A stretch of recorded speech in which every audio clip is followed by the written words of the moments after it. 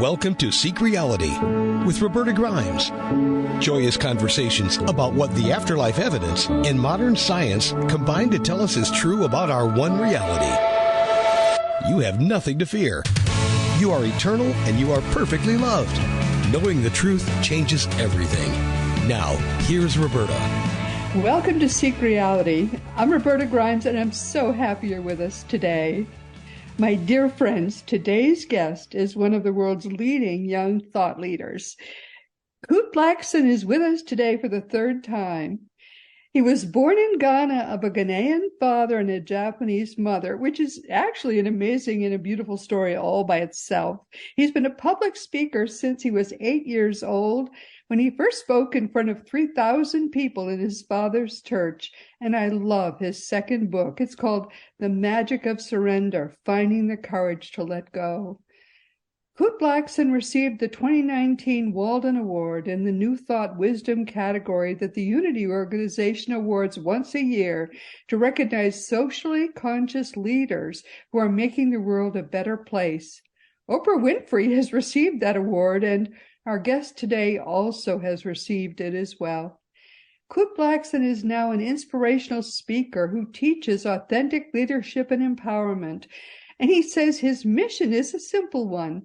He wants to awaken and inspire people all across the planet to access their inner freedom, live authentically, and fulfill their true life's purpose.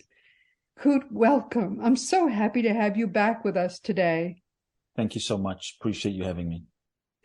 One of the things I love about talking with you is that you say some things that seem, counterintuitive at first, but then when you explain them, they always make perfect sense. And I love that. I love that little twist in some of the things you say.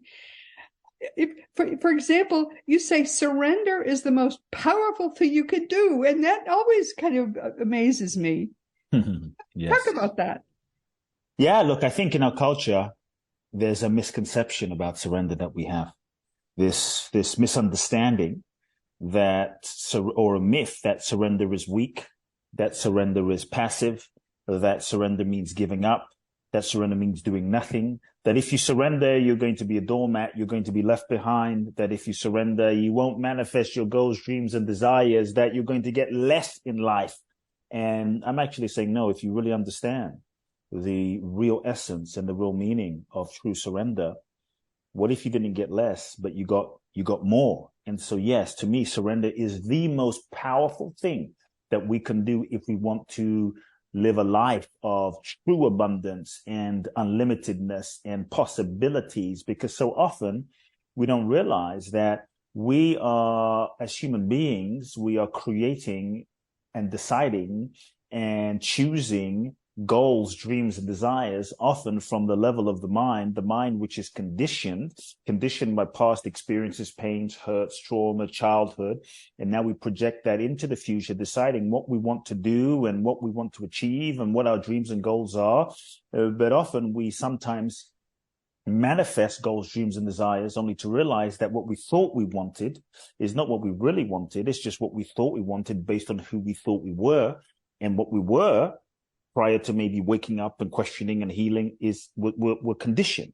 And so living a life from the standpoint of the ego or the mind or just the limitation of the personality and pure willpower, yes, you can create that way, but it will often be limiting in some way. It can lead to a good life, but I believe that it doesn't lead to a miraculous life, a great life. Like if you look at Gandhi, and if you look at the amazing folks, Gandhi, Jesus, Buddha, Mother Teresa, Mandela, Bob Marley, Muhammad Ali, Bruce Lee, Martin Luther King, at some point, for those that might think that surrender is weak and passive, at some point, these very powerful individuals, they have to surrender themselves. They surrendered themselves to life, to the divine, to the universe, to the infinite intelligence, to their soul, to that deeper truth that was seeking to express through them. They surrendered themselves.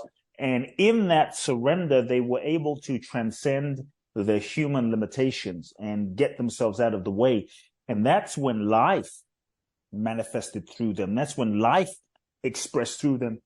That's when life use them, and perhaps move them in directions that they were not even able to imagine for themselves. And that's why I say surrender is the most powerful thing that we can do, because we start to transcend ourselves and we become open to infinite possibilities, not just the possibilities that we're able to conceive with the limitation or from the limitation of our minds. And so the old paradigm is really about, and if you look at many self-help books and spiritual books, all of which I love, and there's certain developmental levels that we all go through as human beings, but many of them are very focused on, what do you want? Get clear on what you want. Know what you want. Write it down. Yes, but we don't necessarily ask, right? Well, who is the I that is wanting, and why do we want what we want? And so to me, when we're truly living this idea of surrender, it's not about what do I want, the limited I that is the ego structure that is conditioned from the past. Whatever you create from ego is still limited to the prior experience. When you create from the dimension of the idea of surrender, you are asking a different question. And that question becomes, what is it that life is seeking to express through me? What is it that the universe is seeking to express through me? What is it that this infinite intelligence, consciousness, the divine, my soul, the deepest impulse inside of me, what is this life force energy, consciousness seeking to express through me, create through me, podcast through me, manifest through me, write through me? And then our job, if anything, is to kind of listen and become still and listen and become available to this deeper, unconditioned inspiration. And then when we can catch that vision, align ourselves with that, then we can bring our ego, our personality, our mind, our logic, our goal setting, our resources, our money, our strategy, our planning to support the fulfillment of the authentic impulse and intention of life. And so surrender is a letting go of control, or the illusion that we're in control. Surrender is when we stop trying to force and manipulate life to fit our limited idea of how we think it should be. It is when you take the limitations off of life and you are available and open to allowing life in its infinite intelligence, in its unlimitedness, life to lead you. And that's, I believe, when life starts to reveal itself to you in ways that you cannot imagine. And often in surrendering, things work out and unfold in not only ways that you cannot imagine, but better than you can imagine. It doesn't mean you sit there on the couch and do nothing. It means you tap into the vision, you catch the vision, you feel the authentic impulse. Then you catch that wave and you go into action. But what you are acting on is not just what you think you should be doing based on ego, but you're living in alignment with your soul. And then you work, then you give 100%. But when you go into action, and here's the key, when you go into action, you go into action without attachment to the outcome. It's the attachment to the outcome that we're working towards, that we think should be happening, that often limits our expression, limits the universe. We're putting limitations on life and we're not truly open and available. So part of surrender is openness and availability. Wow. That blows me away. Whenever you talk, you always blow me away. But that's the whole point, that you aren't in control and you're acknowledging that fact. So you're saying, God, use me.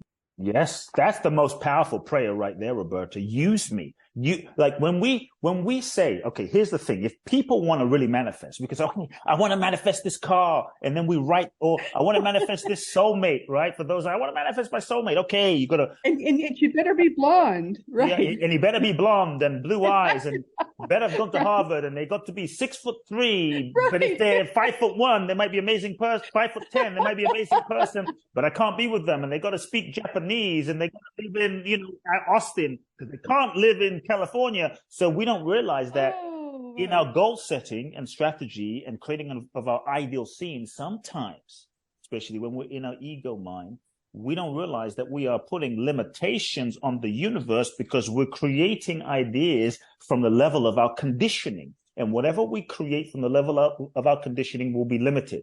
Does that mean we should not set goals? No, we can set goals.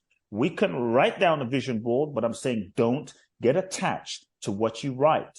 Don't get attached to your goals. Don't get so attached to how you think life should be and how you think the person should be. Don't let your ideal scene get in the way of the miraculous, infinite intelligence of the universe, because life is bigger than your mind. Life is bigger than your projection. Life is bigger than what you can imagine for yourself. Look at Mandela. I'm sure Mandela didn't imagine he was going to spend 27 years in prison and that was going to be his path. But what if he didn't? Maybe it took 27 years in prison for Mandela to marinate, to become the person, to develop the consciousness, to cultivate the soul force, to become the powerful soul and being that we know of as Mandela, so that he could come out and fulfill his vision. And so, yes, so the highest prayer, I think, is not this, that. You can write it down, but don't get attached. To me, the highest prayer is this. When you say, okay, universe, this is what I'm sensing to the best of my capacity. I would love this. And I would say, if you're going to, set goals, focus on the feeling that you want to experience, let's say, in a relationship. I want to feel this, I want to feel love and joy and bliss and ecstasy and, respect and supported. Don't just focus on blonde, brunette, height, location. Focus on the feeling that you want to feel without limiting the details, because life is bigger than your capacity to imagine. Then always say, universe, I would love this, or something better. Universe, I ask for the highest good to unfold. That is surrender. When you surrender to the highest good, you are not putting limitations on, it's got to be this. You are open-hearted, open-minded, open-bodied, open soul, saying, I am completely open to the miracles, to the unlimited, infinite possibilities of life. I'm not putting any limitations of life, this or something better. Then you can trust that you are not getting in the way, and then you can trust what unfolds. If you give everything and you do your part, what unfolds will likely be the best thing for you, for your soul's evolution, even if you don't get what you want, even if it's not what you thought it was going to be. Because many times when things don't go according to plan, from the ego's perspective, remember, the ego is the perceived sense of what we believe ourselves to be that is conditioned from past experiences. So when we are locked in ego, we are looking through a very limited lens. We're looking at life and reality and what is happening through a very limited perspective. We're not able to see the infinite possibilities and unfolding of life. And so when things don't work out, it can seem like the worst thing from the level of the ego, but from the level of the soul, it's the best thing. And many times only in retrospect, when we look back 5 years later, 3 years later, 2 years later, do we understand why that needed to not happen, why that needed to not be that way, why that needed to not manifest. And so it wasn't a failure. It wasn't a breakdown. The universe was working something better for our highest good that we weren't able to see. So here's the key, the code to surrender manifestation, unlimited manifestation. Universe, this or something better for my highest good, for my highest good. And then you mentioned the key code as well. When you simply say, universe, use me. I am open to being used by life. That's when you that's when you transcend yourself and you tap into, you go beyond your ego. You go beyond your limitations. You go beyond your own personality stuff, and you become receptive and open to life using you. And in that is a level of surrender. In that surrender, what life can do through you and in you and as you is always more than you can do on your own. I think that the people we most admire, the people that we most love, and you named some of them, you gave a whole list of names. Mm-hmm. Those are the people who said, God or universe, use me. I want to be used by you. I'm sure that's what you pray. Yes. That's certainly what I pray. Yes. And then true joy.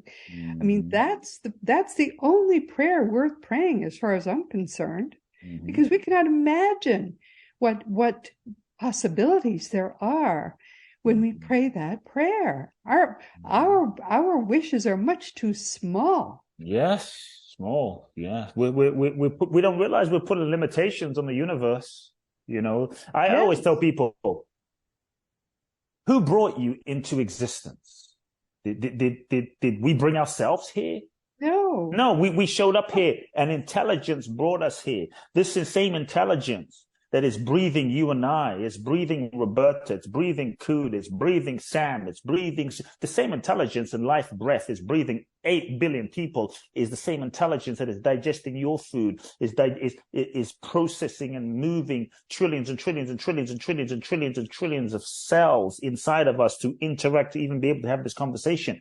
And if this intelligence, life force intelligence, brought us into this existence and is functioning all of existence, I invite us to think, does this intelligence not know how to manifest our life? Does this intelligence, surely it knows what we need in a relationship if we're open. Surely it knows what we need in life. And so I think part of the key and the secret is to surrender and get oneself out of the way and live in that openness and that trust. Because when we are in that openness and trust, we're available and we are receptive for life to flow through. And many times out of fear, we contract and we close and we don't realize that we are limiting and getting in the way of life. You see, it's the ego that resists surrender. It's the ego that blocks the flow. It's the ego that tries to control. Just to define, yes. The ego is, and we all have an ego. Ego is simply the vehicle that we use to navigate and that consciousness uses to navigate and function in this human experience. The issue is not necessarily the ego. The issue is our relationship to the ego. And most of us, 99.9% of us, until we start questioning and wake up, are living inside of a over-identified prison of ego, thinking the ego is who we are, but it's not. The ego is that which we believe ourselves to be based on past experience, name, form, trauma, memories, childhood experiences, etc., that we hold onto, identify as, and we say, this is me. We mistakenly have believed that ego is who we are, but ego is not what we are, because ego is not a thing. Ego is a process, not a thing. Like a bicycle is a thing, pedaling is a process. But when the degree to which we have been conditioned to believe we are the ego, my beliefs, my thoughts, my body, my name, my identity, my image, my title, is the degree to which we are limited and the degree to which we will often resist surrender. Because the ego's job, if we can just even understand the nature of something, it begins to free us. The ego's job is twofold: to protect you from getting hurt, to ensure that you don't get hurt again. So the ego is a set pattern of conditioning in response to certain things that occurred in childhood. And now the ego gets created like, I will never get hurt again. Ego is a survival defense mechanism to try to protect you in a very limited way. And we still end up doing that, not just at age 5, but age 10, age 15, age 25, age 30. And so the ego's job is to protect you from getting hurt, or so it thinks, and to reinforce its existence. So one of the ways ego does that is ego thinks, if I can control, if I can understand everything, if I can figure out everything, if I can control everything and everyone around me, and if I can control and manipulate life to be a certain way, then I won't get hurt again, and I won't have to feel those feelings that I felt when I was a child. I won't have to feel that helpless. I won't have to feel that abandoned. I won't have to feel that pain if I can just control life to be a certain way. But in doing that, we end up controlled and feeling so much stress. And so when we understand this, I think it starts to free us. So it's ego that resists surrender. And so for the ego, surrender, and this is why surrender feels hard. I like to say surrender really isn't hard. Surrender is our natural state of being. It is what we were naturally incarnated into this human experience as. It's effortless. It's natural. It's the way of life. However, we've been conditioned from childhood and out of conditioning to avoid pain, to get love, validation, and approval. We've become this ego-identified persona, developed a role, a mask, and persona, and erected all sorts of walls around our heart and feeling capacity to control and not feel pain. So for the ego, surrender, trusting, letting go feels like a death. And that's why we resist So the ego doesn't want to change. The ego doesn't want to surrender. The ego doesn't want to question. The ego doesn't want to change. The ego wants everyone else to change, but it doesn't want to change. But when we can realize, I'm not the ego is a set pattern of conditioned ideas, beliefs, responses. It's not what I am.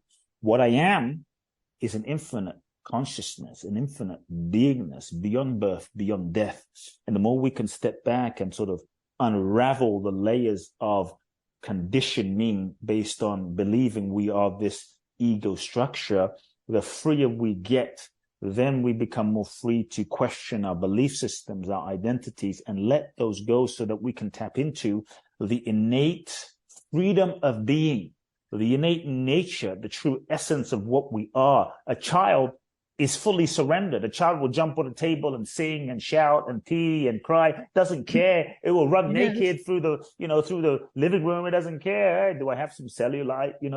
A child is just being so free because they weren't so egoic. They weren't so identified. They live in that openness of curiosity and availability. They're not living in ego. So we were all in touch with that once. Surrender is natural. It is our true nature. We've just been conditioned. And so if we can recognize that, we don't have to, here's the thing, we don't have to force ourselves to surrender. Like, surrender now, because ego resists. It's a self-protective mechanism. The resistance has a positive intention. It's just survival. We have to learn to understand we are not those patterns. We are not the ego. We are not those reactions.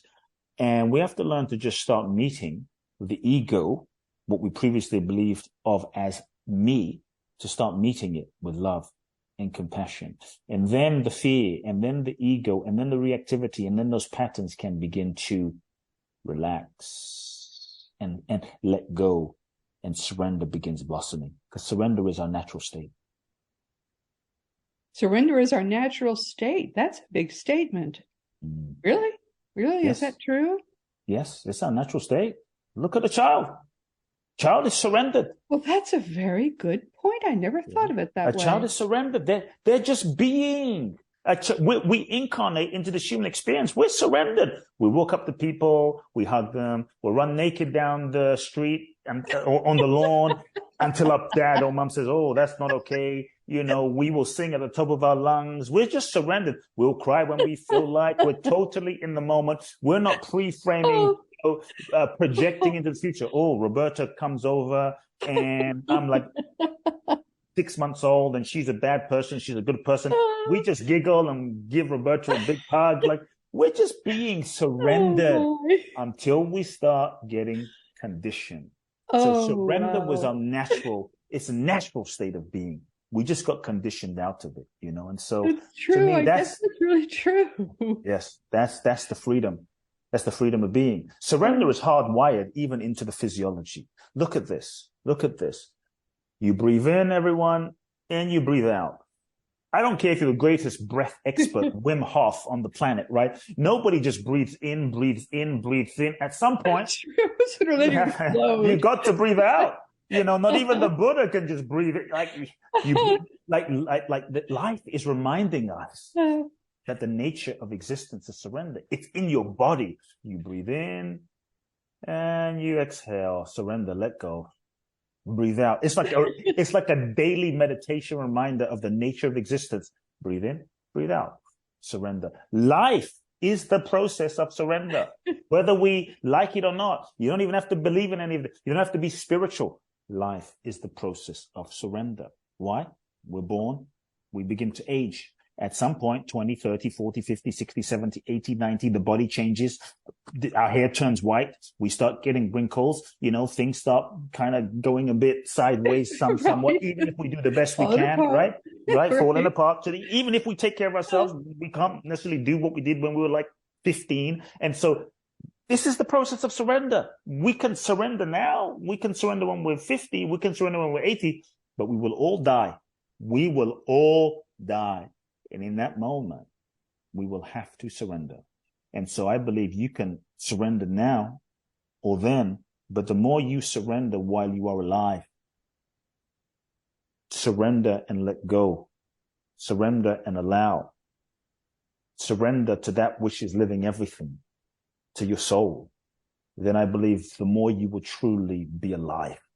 And those that might believe, well, you can't live that way. So no. Okay. Let's take this conversation, Roberta, out of spiritual context. Because some people might say, surrender, it's for those holy ones. It's for Eckhart Tolle and Kute and Deepak, and it's for Roberta. It's not for me. I'm just living life. Or folks that may have zero interest in spirituality. I will prove in this moment right now why I'm so passionate about surrender and why I believe that surrender is the key to life. Are you ready, folks? Here's the deal. I don't care if you're not spiritual. You can forward this podcast with Roberta to the most unspiritual person, and they will have to agree that surrender is the key to bliss and happiness.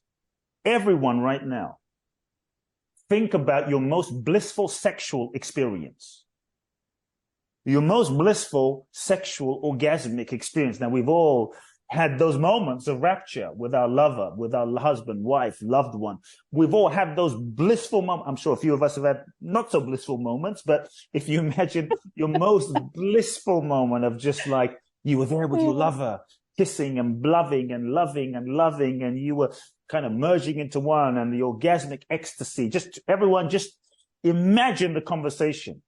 I think folks didn't imagine that today's podcast was going to get a little hot today, right? So imagine the episode, right? Imagine the episode. Imagine that moment. Put a rating on this one. You're going to get a real, boost on this episode, Roberta. So everyone, imagine your most blissful sexual. Seriously, imagine the most blissful sexual encounter. If you think about this, you don't have to be spiritual. You don't have to be into yoga. You don't have to believe in surrender. But if you think about what made it blissful, what made it ecstatic, what made it so like just enjoyable?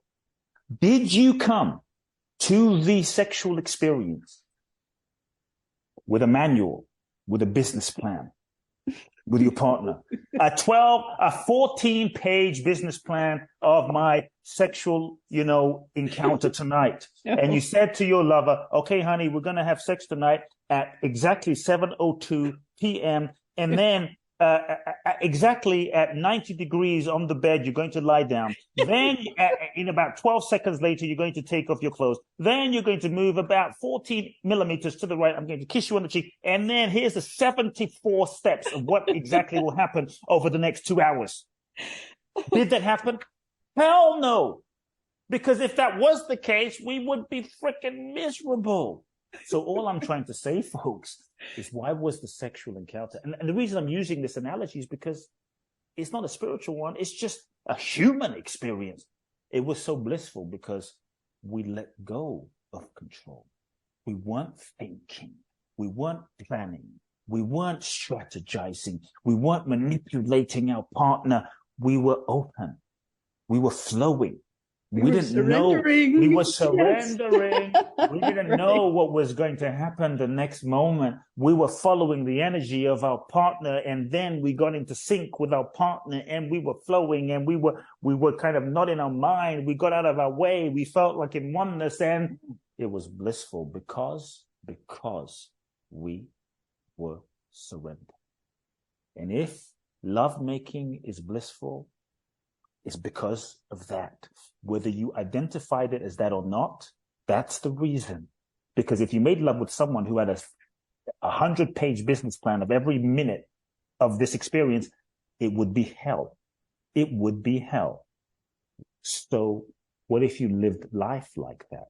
Life-making as love-making, as life-making. What if you lived life that way?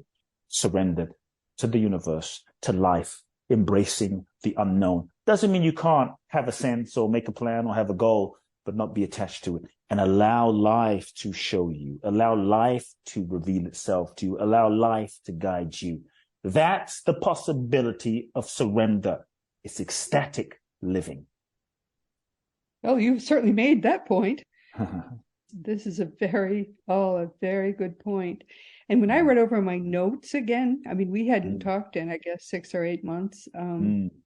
How are people receiving your book? Because I think your book is absolutely wonderful. Thank you. Yeah, people are loving the book. It became a bestseller the first week. We sold like 20,000 copies the first week that it came out, and people have been loving it. And I believe that the message of surrender is timeless. As long as humans are going to be in existence, as long as life is here and humans are in life, surrender will be a timeless topic that we will need to learn and understand, because life is the process of surrender itself.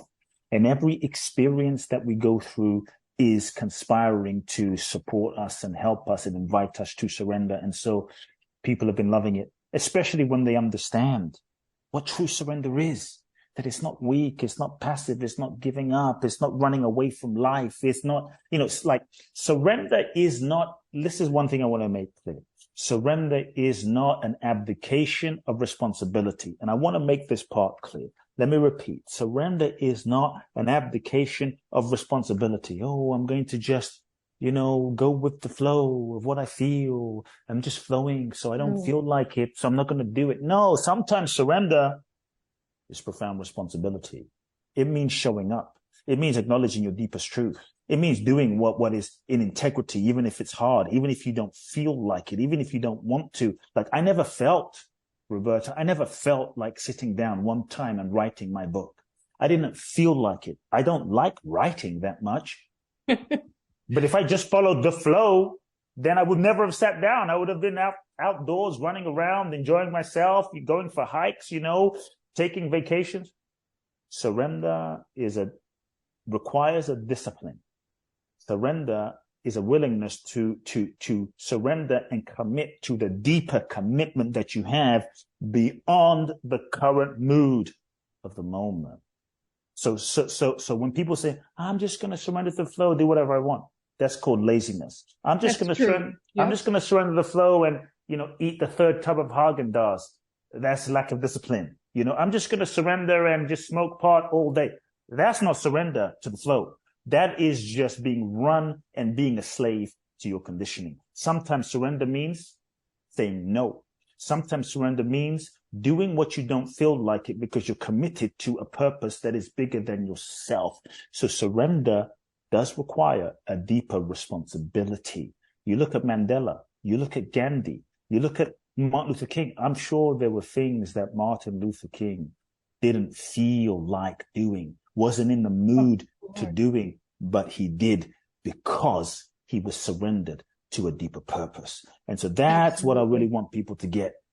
That's what I want people to get. Like, what is that? What is it that you need to truly surrender to? Because the next level of your life requires the next level of you. And the next level of you requires that you let go of that which is no longer a vibrational match, that which is no longer aligned.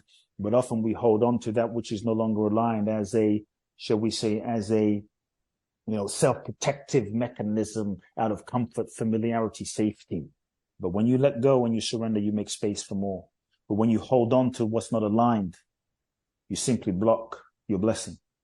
You can't manifest the new being the old version of yourself. And so I just want people to get that surrender isn't just some passive thing. It's an active thing. It's a practice. It's an invitation. It's a discipline. It's a responsibility. It's an understanding that you don't know the right thing. I mean, to me, it's saying, use me, God, use me, universe, or whatever your understanding of the higher power is. Use me, whatever, which is, I'm sure what Martin Luther King said. I'm sure all of the greatest, Gandhi said, that they didn't know what needed to be done. That Mother Teresa said they didn't know what needed to be done, but they were the ones who were willing to do it. Yes. They were the ones that were willing to be used. They were the ones that were willing to surrender and say, yes, I feel the calling. I'm being guided. See, to truly surrender, one of the things we have to give up is the need to know. That's right. The need to know. Said. You have to give up the need to know. Yes, I don't know where the next step is, but I will take that step, whatever it is. That's true surrender, giving up the need to know. And your ability to surrender and dance in the unknown is the degree to which you will experience freedom in your life. The challenge is the ego. We talked about this ego thing earlier. The ego is constantly seeking to know and understand everything. Right. And the reason the ego is seeking to understand everything is the ego thinks if I can understand everything, then I can control everything, and then I won't get hurt again. And so control and understanding is the ego's way of control to try to keep you safe. Is just very limiting, because when we feel guided, when we feel this inspiration, when we feel this impulse, then we go, well, what does this mean? How do I do it? And then we start talking ourselves out of it. And so here's what I'll say. I don't think we talked about this last time, but there is a difference between fake surrender and real surrender. Fake surrender, folks, here's the distinction. Sometimes we think we're really surrendering, but we're not. It's fake surrender.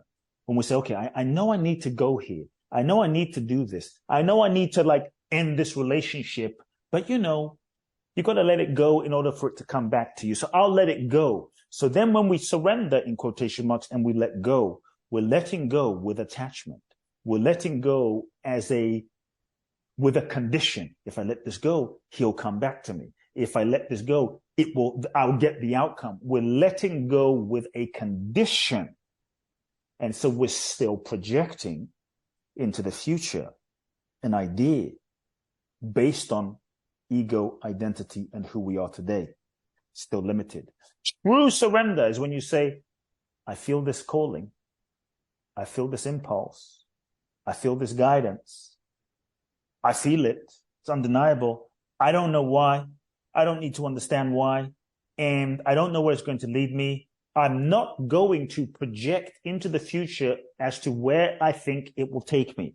I'm not going to project, because whatever we project into the future as an outcome is still being projected from the conditioned ego mind today. And so now when we project into the future an outcome that we think is going to happen, it is still going to be limited to our ego personality in some way. But when we say, I feel surrender, this is the direction, I'm going to live in the openness and the unknown possibility, I'm not going to project in the future. Now we are truly open without putting limitations on the manifestation that can happen. And now the manifestation that can happen is not limited to any projection of our ego consciousness, our ego awareness. That's true surrender. So it will sound like I'm guided to go here. I'm guided to do this. And I have no idea what will happen. I have no idea what will happen. Now you are in the zone of infinite possibilities and miracles. That's where the magic is. So what I will encourage people is, if you go through life, many times on the journey of life, things won't go according to plan. Things may not work out. Resist the temptation to make up a meaning about what that means. Oh, it means this. Oh, it means they don't like me. Oh, it means God doesn't love me. Oh, it means this is my karma. Oh, so when something happens, resist projecting a meaning onto it, because the meaning we tend to project onto something is still being generated by the ego, and the ego is conditioned, and now we're limiting life. So when something happens or doesn't happen, be willing to not know what something means. That doesn't mean be passive. It just means be willing to step back, breathe, relax. Open your heart, open your body, and stay open. And here's the key quality. Cultivate curiosity. Curiosity is a key quality of surrender. What could this mean? What could this mean? What more amazing thing is seeking to happen? What is the universe seeking to unfold? How is the universe working for my highest growth? And get curious without this is what it means. The reason we are so quick to project the meaning interpretation onto experience is the ego is looking for a constant sense of certainty as a way to reinforce itself. This is what this is. This is what this is. This is what this isn't. It's survival. So when you can stand or sit in the openness of, I don't know what this means, but I'm open and I'm available to finding out, then the intelligence of life can arise. Then the intelligence of life can reveal itself and show itself to you, not from your mind, but from the very source of existence itself. Wow, so powerfully said. This is a truly wonderful book, and it's just out now in paperback, right? Yes, it's come out some months ago on paperback, available on Amazon. Yes. And I really recommend it. I mean, I think it sort of inspires you to go right out there and and surrender. Just Yes. surrender your life. So many people will ask me how they Mm, can serve. mm, And if you want to know how to serve, go out there and surrender and say, yes. I want to serve. I mean, you may be surprised what you find,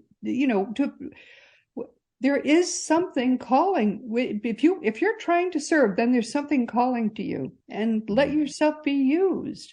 I yes. mean, that's all I ever did. I just said, "Hey, God, here I am," and I did Yeah. that. What, 2009? How that's 15 years ago? You never Mm. know. Yeah, many of us, we have this, I want to serve. I want to live my purpose. I want to make a difference. How can I serve? How can I serve? What the challenges we sometimes have, again, when we, in our condition, in your mind, we have so many ideas about how we think we should be serving. And those ideas about how we think we should be serving get in the way of us serving now. That's right. It gets Perfectly in the said. You way keep saying because these I one-liners I want to write down. I think I should be doing this to serve. No, I think I should be writing a book. I think I should be a podcast. I think I should be a guest. And maybe the way you're meant to serve is just like, be a good person. Maybe the way you're meant to serve is I tell people, if you really want to serve, just simply stop waiting for anything to be different and simply respond to the need in the moment. No, but I got to do this big thing and save the whales and save 4 million children. But you haven't even helped one child in your town. But Oh, yeah. you didn't even help that, I give an example. Many years ago, Roberta, when I was 20 years ago or so, when I was completely broke, had no money, I had all of this vision to serve. I wanted to serve millions of people. I wanted to inspire people, Roberta. I'd wake up every day with a burning, burning fire in my soul, like a soul heartburn. I want to serve. I want to serve. And I had no money. Right. So I'd sit on the park bench off of Beverly and Fairfax in Los Angeles, for those that know LA, by a place called Airwarm. There was a park there. And I would sit there like, God, please use me. God, use me. How can I serve? For hours, just praying in agony, like, how can I serve? I want to be in service. Serve. I want to serve. I want to serve at bigger levels. And when I opened my eyes out of this sort of agonizing prayer, I looked over and I saw that there was this elderly woman. She must have been like, I don't know, almost 90 years old, tiny little woman, Russian Jewish woman. She would be walking to the market every day. Every day I saw her for 3 months. Here I am praying, God, how can I serve? And she would be struggling and falling down, tripping over herself, trying to carry groceries. But God, how can I serve? And one day I just heard this voice like, Kute, you are full of yourself. Kute, you are full of it. You're sitting around asking how you can serve when right in front of you is an opportunity to be of service to this elderly, beautiful human. And here you are sitting here. How can I be of service when the opportunity is right there in front of you and you're not seizing it? And I really understood, how can I serve 10 when I'm not serving 1? How can I serve 100 when I'm not serving 10? How do I serve 1,000 when I'm not serving 100? How can I serve 1,000,000 when I'm not serving 100,000? So if you want to serve, serve. Don't wait for life to be any other way. Start where you are with what you have, exactly as you are. Surrender to this moment now and just show up and be of service. It may not be how you want it to be. It may not be how you think it should be. It doesn't matter. You're being of service. And when you are of service, when you're truly showing up, responding to the need, being of service, you're going to grow. You're going to develop. You're going to bring yourself into the flow. You're going to grow and expand and evolve. And when you grow, expand, and evolve, you're going to develop the spiritual, mental, emotional, psychological muscle. And as you develop that muscle to lift 5 pounds of a dumbbell of service, then you're able to lift 10 pounds. Then you're able to lift 30 pounds. Then you're able to lift 50 pounds. But many of us, we want to lift 100 pounds, but we haven't lifted 10. So start where you are with what you have. If you want to serve now. Oh, that's so beautifully said. I'm so sorry we've come to the end of our time, but we're going to have Kute back again, because every time he comes and talks with us, he says something even more magnificent Thank you so much for being with us today, Kute. I so enjoyed talking with you. Thank you so much. I'd love to share my website with folks if that's okay. Yes, KuteBlackson.com. But anything else you'd like to share? Yes, I would love to. Yeah, definitely, folks, get the book, The Magic of Surrender, on paperback. As Roberta said, my website, KuteBlackson.com.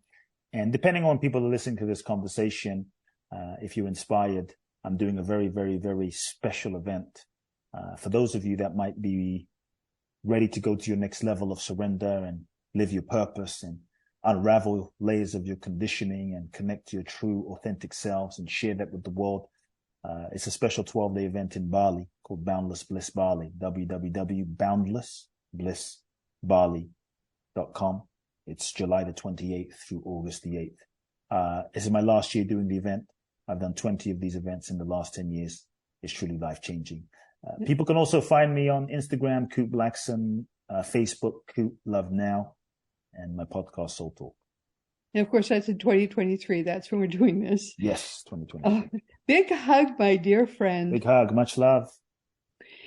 And again, we've come to the end of our time. This has been Seek Reality with Roberta Grimes. I'm so happy you could be with us today. Please never forget that you are a powerful, eternal being. You never began, you never will end. And when you get that, it changes everything in our life for the better. Our guest next week will be John R. Audette, who will be with us for the third time. Although his two previous episodes were in Seek Reality's very first year, which was almost 10 years ago, this is our 10th year, believe it or not. John has written a thoughtful and beautiful book in which he explores something I'm learning now as well, namely the fact that as we age, we become more and more spiritual beings, having more and more profoundly spiritual experiences because the veil between worlds is thinning so much. The result in my case is as you know, that I've been having these amazing experiences of coming to actually know the risen Christ. And I mean, literally in person. In John's case, it's his new book just out entitled Love by the Light. Please be sure to join us next week. And this week, we've been talking with Kute Blackson, who has been with us for the third time as well. Kute is a young public intellectual for the 21st century. That's how I think of him, and I think you'd agree. He's been speaking in public since he was a child, and his second book, which is, I think, magnificent, is called The Magic of Surrender, and it's just out in paperback. Everyone can afford it, and I think everyone should be reading it. I don't know what more we can say, but as you can hear, he is a magnificent speaker. So if you've always wanted to go to Bali, now's the time. Kute is someone who I think, foremost in the world almost, is a deep thinker, a beautiful speaker, and he's quietly making the world a better place. And now, of course, it's time once again to mention that Seek Reality Online is your one-stop resource for all things death and the afterlife. Just go to seekreality.com and start to learn for yourself that your own reality really is eternal. And teachingsbyjesus.com, brand new, is your single resource for all the beautiful divine truths that are brought to us in perfect love by the greatest teacher who ever lived, Master Jesus, the eternally risen Christ. Now it really is Jesus's turn. As Christianity, the religion, dies at last, the genuine teachings of Jesus can finally come alive. Teachingsbyjesus.com is the Lord's own entirely religion-free website, made by him, for him, in perfect love for you. And we're almost out of time, so I'm just going to want to say if you want to talk about anything at all with me, or just if you want to vent, you can always contact me through the green contact block on robertagrimes.com. I answer every email. I can't do it if you give me a wrong email address, so make sure, please, that you give me your correct address. Past episodes of Seek Reality are available wherever podcasts are found, and many people tell me they just listen each week through the Seek Reality app you can find for free wherever free apps are available. And meanwhile, this has been Seek Reality with Roberta Grimes. Please enjoy and make the most of this coming week in our one reality, always knowing that you are a powerful, eternal being, and you in particular in this entire universe You are infinitely loved. You've been listening to Seek Reality with Roberta Grimes. Roberta blogs and answers questions at robertagrimes.com. Join us every week as we explore what the afterlife evidence and modern science combine to tell us is true about the one reality we all share. Knowing the truth changes everything.